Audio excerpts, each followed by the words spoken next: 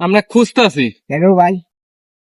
আপনার বাপে যে হ্যাঁ জায়গাটা বেচে গেছে, আপনি জানেন না?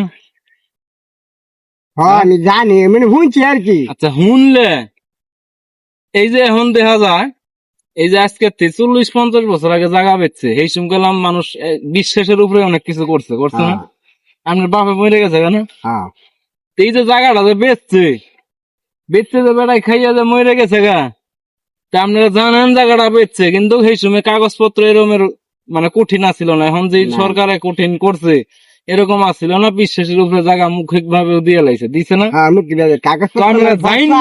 দেয় নাই। আচ্ছা, জানেন না যে আপনারা এখন যে জায়গা গিয়ে খারান, যে জায়গার কোনো কাগজ দেখাও, কাগজ নাই, কাগজ না দিলে জায়গা ফেরত দৌ, এই যে কন আপনার বাপের জায়গা, আপনার বাপে যে বেচছে খাইয়ে মরে গেছে, এই জায়গাতে ফেরত নেন, এটা কি হক না বেহক? এটা দেয়া হোক, হ্যাঁ, কিন্তু অনেক দেয়া হোক। যদি ফেরত নেই তো আমার বাইরে রেলের তলে থাকবো। আপনার বাপের ঋণের তলে থাকতো না? থাকবো। আপনার বাবা সেই সময় বেচে গেছে, বেঁচে গেছে। আগে 50 বছর আগে যদি 10,000 টাকা বেচে থাকে জায়গাটা, এই 50 বছরে 10,000 টাকা কই গিয়ে খারাপ হবো?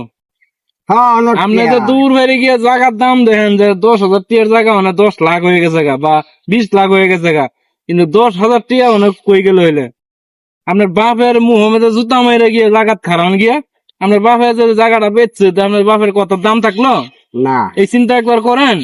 হ্যাঁ, গিয়ে খালি কোন আমার বাপের জায়গা বেচছে, আমি জানি না, কাগজ নাই, বেচে নাই, এই নই ছই বাদ দেন।